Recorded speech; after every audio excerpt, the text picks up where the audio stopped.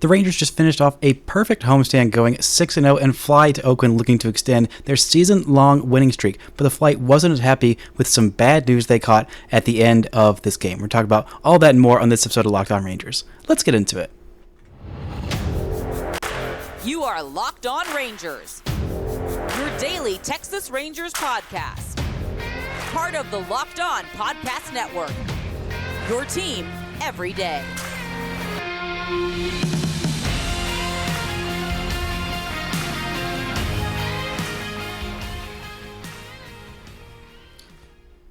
You are locked onto the Texas Rangers. I'm Bryce Patrick, a cripplingly addicted Texas Rangers fan since 2010, the founder and host for all 5 seasons of this Locked On Rangers podcast. Today is Monday, August 7th. Your Rangers are 66-46, alone in first place, top the AL West with a 2.5 game lead over those stinking Houston Astros. Thank y'all so much for making Locked On Rangers your first listen every single day. If you're not already, you can follow me on Twitter at Bryce Patrick. You can follow the show at Locked On Rangers. Subscribe on YouTube, where the best way you can help grow the show is to comment nearly any single thing below. Now, the Rangers are riding a 6-game winning streak, tying their longest winning streak of the season. They've had 2 different 6-game winning streaks since the All-Star break, so the Rangers are picking up where they left off in the month of May after a just dreadful June and somehow an even worse July with some really rough moments there. But the Rangers are looking red hot at the plate, on the mound, in the bullpen, in the pretty much everywhere. This team looks like the best version of itself. The offense is looking much more like the team that was scoring 18 bajillion runs every single game. The starting pitching has improved. The bullpen feels trustworthy now and deep. It's just like, oh my gosh, everything is coming up Rangers, right? No. Not everything is coming up Rangers. The Rangers got some really terrible news at the end of the Sunday game. Josh Jung had to leave the game after taking a 109.4 mile per hour liner that he turned a brilliant double play on, just absolutely smashed. I believe it was by Jorge Soler. It hit him in the glove, so you thought, okay, he's probably fine. Everything's probably okay, but he came out immediately. Seemed like it was precautionary. Everything's fine. Don't worry. Everything will be okay. Turns out they got some x-rays afterwards, and he has a fractured left thumb. It's looking like the timetable for recovery is somewhere between 6 weeks is about the most common thing that I've seen, but it could end up taking longer, could end up taking shorter. He's going to see a specialist. We'll get more into that in the second segment because I want to start with this 6-0 homestand, absolutely drubbing the hapless White Sox and a Marlins team that is still in the playoff chase, made some big acquisitions at the trade deadline, including a former Dallas Jesuit great Josh Bell and including Jake Berger. They made some acquisitions in the bullpen as well, and this looked like a team that was ready to compete and go for it in the playoffs. I mean, they'd had a little bit of a kind of fluke. Their record was a little fluky with their one-run games, but the lineup looked solid. Their pitching is just about as good as anybody. I mean, Jesus Luzardo, the Rangers lit up on Friday, even though he had a mostly good start, 8 strikeouts, 5 1/3 innings, but allowed 3 home runs. The Rangers just went homer happy in this one. This is one part of their offense that wasn't really going a whole lot, even when their offense was at its peak. This was a team that was hitting like Barry Bonds with runners in scoring position, and when they weren't in June and July, the offense really dried up because they weren't hitting a whole lot of home runs. Well, they have been hitting home runs in bunches this weekend against the Fishes. 3 home runs or more in every single game this weekend, including Corey Seager getting in on the action, Dos Garcia getting very much in on the action, Marcus Semien getting all the way up in the action, and Robbie Grossman, of course, because all he hits is huge clutch 3-run homers. The Rangers rallying in the Saturday game, going down 5-0 after 4 innings and battling back to drop 3 runs in the fourth, 4 runs in the fifth to already retake that lead just real quick after losing it, and then just slamming the door shut, even with a little bit of nerves from Will Smith, a 2-run homer to make it a 1-run win, but hey, it gives the Rangers an extra 1-run win. But this is what I'm talking about with this team. Even when John Gray didn't have the best performance, still was only 3 earned runs total because of an error.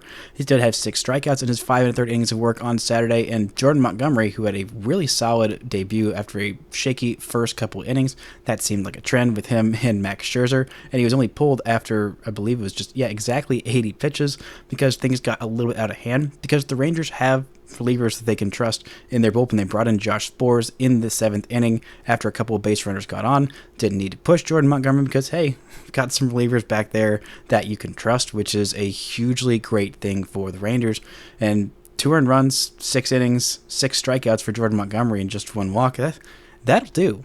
That'll do every single time out, because you hand the ball over to this bullpen with, Josh Sborz in the 7th and Aroldis Chapman in the 8th and then Will Smith in the 9th. That's going to get you the job done most every time out there. The Rangers added some insurance runs later on in the 7th inning just to make it a 4-run lead as opposed to a 1-run lead or a 2-run lead like it was at the time. So you could put in Chris Stratton in there for a couple of innings, and Chris Stratton going multiple innings in 2 of his outings this weekend was really, really impressive to see. It wasn't necessarily the highest leverage situations, but good to see a right-handed reliever who can go out and get you multiple innings. Good to see Jose Leclerc out there in some low leverage situations as well, and just kind of knowing the roles of this bullpen. Bruce Bochy feels like he's kind of figured all of that out, and he's going to need to, because this offense, which has been clicking, it's looking like Leody Taveras has been having much, much better at bats as of late. He had a multi-hit game, including his 20th double of the season, which was off of Jesus Luzardo, a really tough lefty. Good seeing that on him. Good seeing Marcus Semien continue to be just incredibly red hot since the All-Star break. In his last 7 games especially, he has just turned it to another level. 3 home runs for him, hitting .370, and on base of .450, slugging .778, with 4 walks to 3 strikeouts in those last 7 games. And in the last 30, he's got an on-base of .368. He's got a .350 on base for the season. In those last 30 games, he's slugging .504. Last 15 games, slugging over .600 with an on-base just shy of .400. The guy has just been incredibly hot, and we know how hot Nathaniel Lowe can get in the second half. And it seems like we might be starting to get a turnaround from one of the most important bats, who's going to be one of the most important bats over the next couple of weeks, next month and a half, however long Josh Jung is out, in Ezequiel Duran. He was called into this game on Sunday after Josh Jung had to exit with injury. He took over at shortstop, moved Josh Smith over to third base because Corey Seager was not in this one.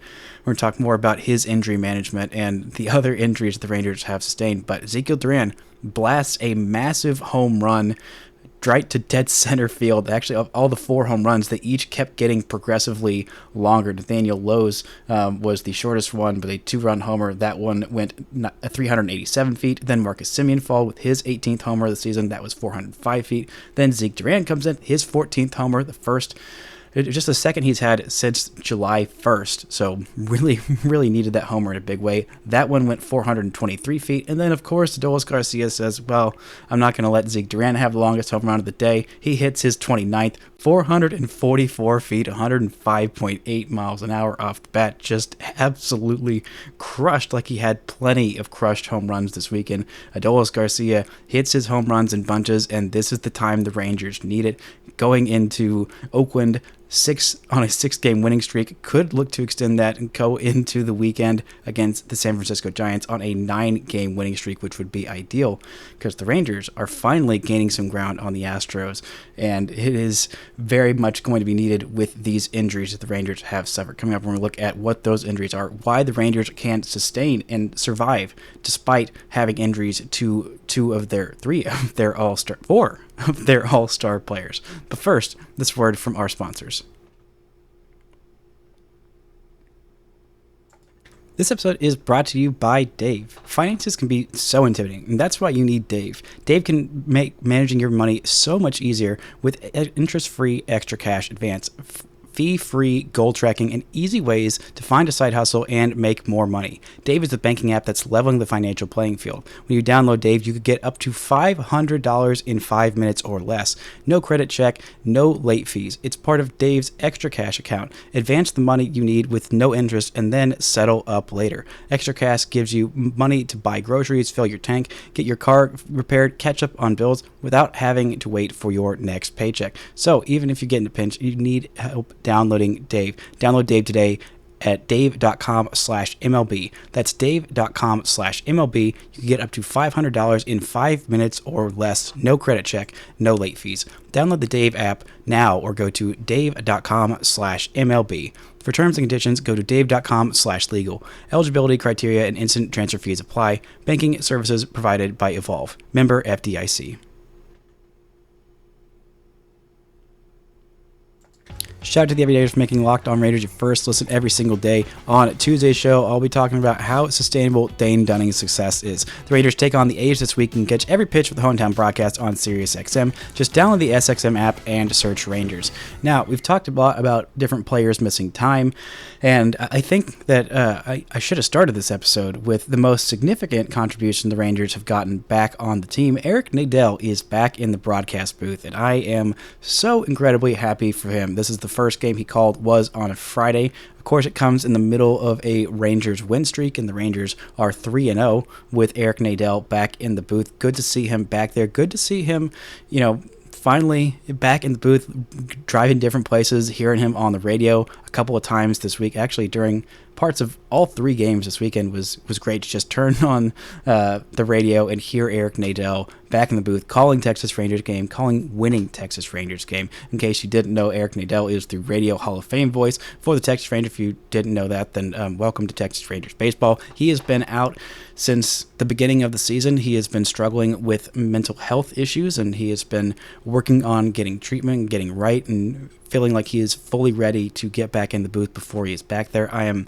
so glad that he has been outspoken about mental health and has been such an advocate for that, and that he was able to get the help that he needed and, work on himself and not feel pressured and not be pressured by the Rangers and just come back in whenever he was ready. He's ready now to come down the stretch with the Rangers and hopefully call some more playoff games for the Texas Rangers, because it's looking like that is going to be the case. But the Rangers aren't going to have it easy on their way to the playoffs. We're going to see Josh Jung, who is injured. He is just had the worst injury luck throughout his career, and I am so incredibly pissed off at Jorge Soler for hitting that ball so stinking hard and breaking his thumb. I know that wasn't necessarily his fault. I mean, it kind of was, but not necessarily.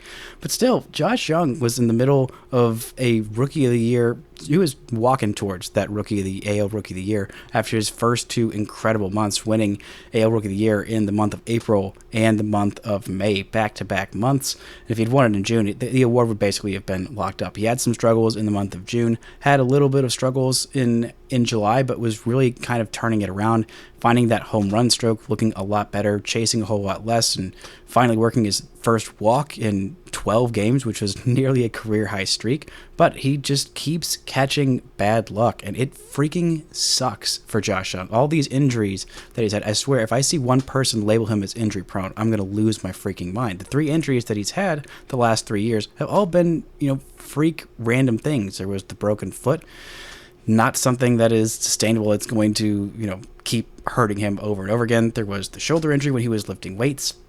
That cost him a lot of time last year. Otherwise, he would have been, in the Rookie of the Year race last year with Julio Rodriguez and Adley Rutschman. This year, he gets to have the Rookie of the Year race and be the front runner.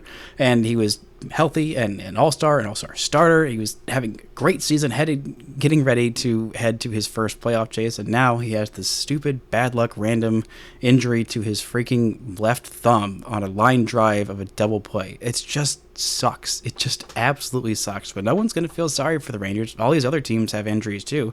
We've seen what the Astros have had to deal with their pitching staff and all their injuries. The Rangers, I'm going to stop saying the Rangers have had good injury luck, because it's not the case. For the first half of the season, kind of. But you lose Jacob deGrom for a year, maybe a year and a half. That can no longer be good injury luck. You lose Corey Seager for what has been 2 months-ish, basically, of the season, and he's been the best hitter on the planet when he's been on the field. That's not good injury luck.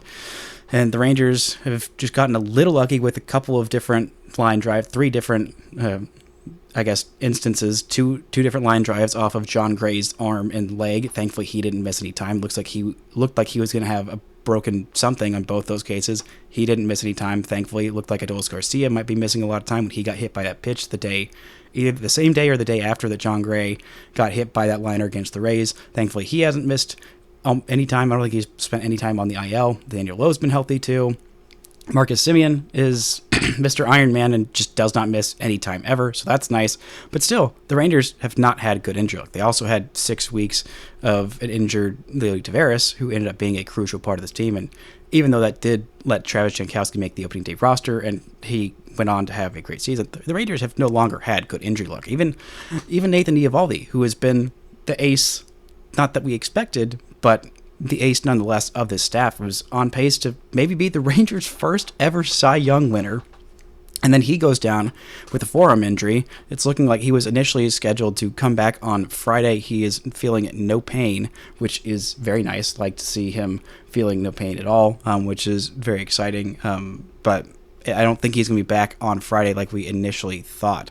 But still, the Rangers have no longer had the good injury luck, but they are persevering and they have the team to suffer these injuries and keep going. Ezequiel Duran is going to be a huge part of this team. He has been a huge part of this team. He has had some real struggles in the month of July. He had a 518 OPS, which is really difficult to reckon with the fact that he had an OPS of nearly double that in June. He had a 1,020 OPS in June. In May, he had a 921 OPS in both of those months, in May and June. The Rangers were at their peak, or at least in the month of May they were. And in June, he was not a reason why they were struggling. So the Rangers are going to need a lot from Ezequiel Duran, but they are also getting reinforcements from the minor leagues. A guy getting called up who I did not expect in Jonathan Ornelas. Coming up, we're going to talk a little bit about him and why the Rangers have the depth to sustain these injuries and still make it to the playoffs and win the AL West, despite all this bad luck coming at the worst possible time.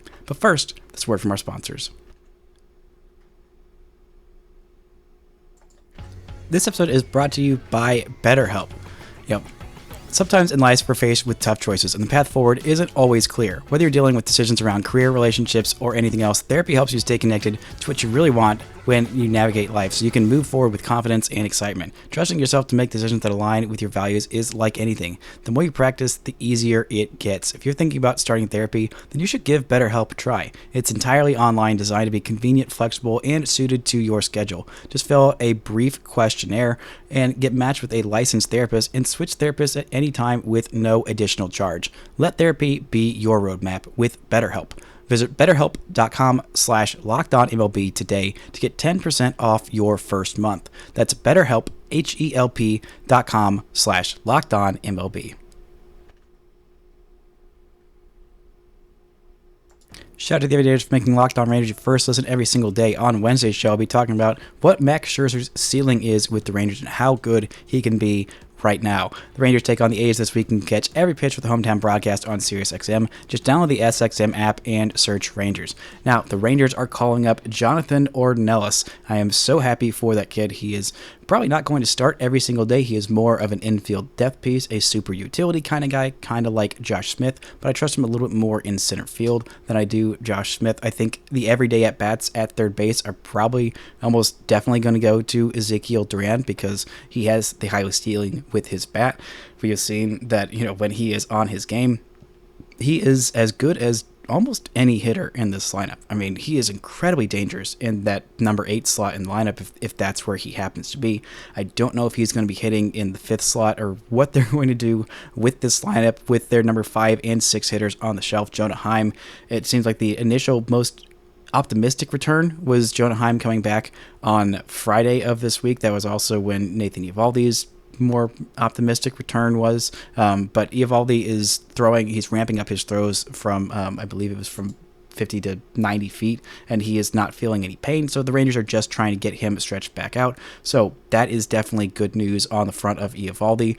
We got a more optimistic, rosy projection for Jonah Heim when they talked to their team doctor when Jonah Heim got back in town for this homestand. So I'm thinking we'll definitely see Jonah Heim by the end of the year. But if not, they have Mitch Garver, who is incredible depth. And if he is your backup catcher, which he has been, the guy's won a Silver Slugger. And we've seen what he can do with his bat when he gets hot. And he is heating up quite a bit when he is catching. We talked about that on, I believe it was Friday's show, when Mitch Garver is just hitting tank after tank as a catcher and stepping up a little bit defensively as a pitch framer, which he's shown bits and pieces of being able to be a decent pitch framer. Obviously not quite at the level of Austin Hedges, but Austin Hedges is pretty much bringing a limp noodle to the plate offensively, which is fine as a backup catcher, but still you would rather have someone with the kind of power of a Mitch Garver in your lineup and an Ezequiel Duran as your plug in when your all-star shortstop goes down. Also, you can plug him in at third base when your all-star third baseman goes down, because we did see Corey Seager out on Sunday. It was not a re-aggravation of that injury, but it seems like we're just going to have to see more a day-to-day approach with Corey Seager. He's not 100% fully healthy, which I feel like we all kind of could have guessed that when he wasn't in the initial starting lineup on Wednesday's game, and then just kind of talked himself in there, which is great for him to be able to do that, and then comes in and hits a home run his first at-bat because it's Corey freaking Seager. So whenever he's healthy, he is obviously one of the biggest game changers in any lineup anywhere in all of baseball. And the Rangers are just going to have to sustain that depth. That's why Josh Smith, is so important. Why Ezequiel Duran is so important, by adding a little bit more infield depth with Jonathan Ornelas. That kind of gives them a little bit more cushion there. He is already on the 40-man roster, so nobody's going to get DFA'd or anything like that. In case you don't know much about Jonathan Ornelas, this is a third-round pick the Rangers had in 2018, drafted out of Raymond S. Kellis High School in Glendale, Arizona. He plays shortstop, third base, second base, center field, outfield, wherever the heck you want to put this kid. Not quite the IKF level of super-duper utility of catching as well. Rangers haven't tried that. They don't need to. But this kid can pick it at shortstop or at third base or even in center field. The bat is not what's going to impress you the most, though he did have a really good offensive season in 2022 with Frisco as a 22-year-old. He had 580 plate appearances that season, 14 bombs, 20 doubles, hit just 1 point below 300, the on-base of 360, slugged 425, a 785 OPS that season. This year, the on-base is literally exactly where it was in Frisco. This year, he has been with AAA Round Rock, 336 plate appearances, a 360 on base, hitting just 350, and an OPS of 708. So the home run power has not quite been there as much this season against more advanced pitching, but he is still picking it at shortstop and second base and third and center field. He is a great clubhouse guy, gets rave reviews, is bilingual, so another great, merger between the Latin contingent and the American contingent. The guy fits in well with everybody, gets just rave reviews about his makeup, is going to give you competitive at-bats, going to give you decent defense, going to be a great teammate, going to get on base. This is the kind of guy that everybody would love to have as their 26th man. If the Rangers didn't have Ezequiel Duran and Josh Smith, then I was pretty confident that Jonathan Ornelas was going to be in the big leagues at some point this season.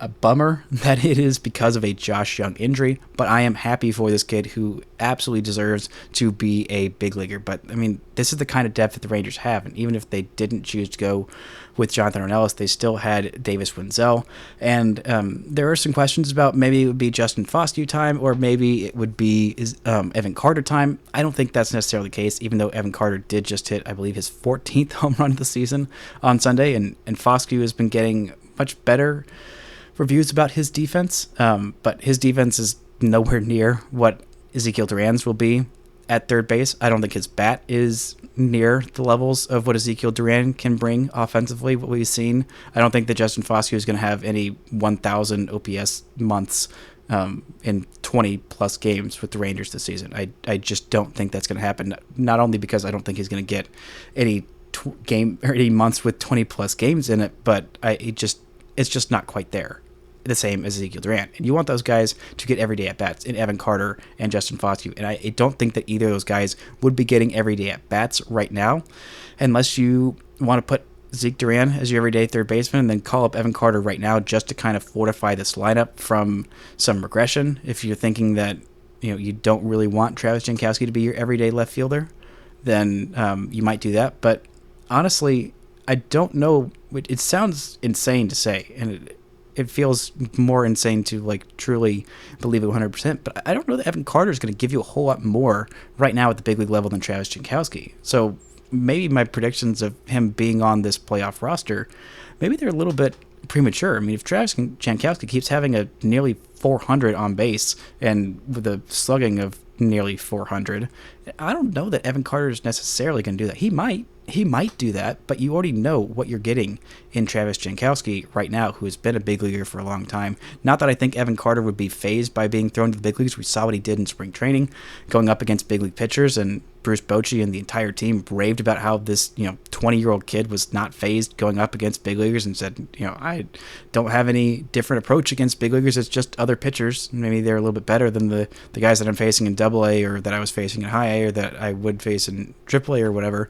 But they're just pitchers, and I'm going to go out there and do the same thing, and had pretty darn good results. So I don't think that this means we're going to see Evan Carter. Obviously, we've already gotten the news. Robert Murray, I believe, is the one who broke it. I believe he works for Fansided. He was the one who first leaked Jonathan Nadel called up to the big leagues. I am so excited for this kid. I don't know how much he'll get to play, but the Rangers having a guy on their roster, he's the only infielder really on their 40-man roster that wasn't already at the big league level, with Brad Miller being on the IL.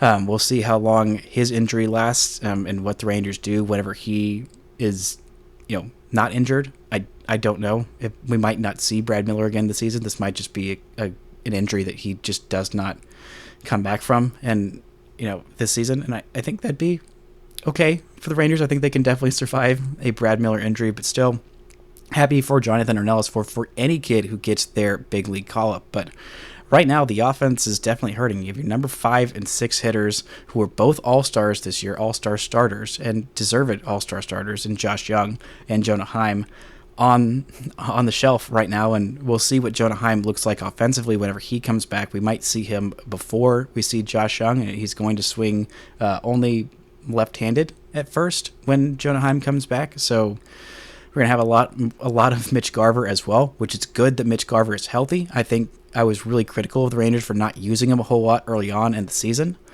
but that has kept him fresh, and we've seen what he can do when he's fresh. He's still only played 40 games to this point. Maybe it's 41, because I don't think Baseball Reference has included the most recent game the Rangers played on Sunday yet. But he's got an 831 OPS heading into Sunday's game. Having that as your backup catcher, a guy who's got a Silver Slugger under his belt, that is a huge thing for the Rangers. Jonah Heim is so incredibly important to this team. They need to get him back for the playoffs. They need Josh Jung back for the playoffs so you can throw Ezequiel Duran in left field and have that lineup have both Mitch Garver and Jonah Heim's bats. And maybe by that time, Mitch Garver will be so hot that it won't matter that he's DHing, because we talked extensively about his splits of catching versus DHing and how much different he is offensively. But still, the Rangers need this depth. This is why you go out and you get this depth. This is why people who were, just so mad about seeing Mitch Garver still on this team, and why haven't the Rangers just DFA'd him? Why don't the Rangers just cut him or trade him or whatever? This is why you have guys like Mitch Garver and like Ezequiel Duran and like Josh Smith, because all those guys are going to have important roles to play for the Rangers heading down this stretch, and the Rangers need every single last guy on this 26-man roster. And they're going to need the starting pitching to step up as well, and for the most part they have. We've seen good starts from Jordan Montgomery. We've seen a quality start from Max Scherzer. We've seen Nathan Eovaldi, whenever he's healthy, be great. The Rangers are going to need him to be great whenever he comes back, which we'll see what that is. But John Gray's definitely had his moments as well, and it seems like Andrew Heaney is taking it to another level. He had a scoreless outing again on Sunday where the Rangers just shut out the Fishes 5 2/3 innings. He was absolutely cruising in this one.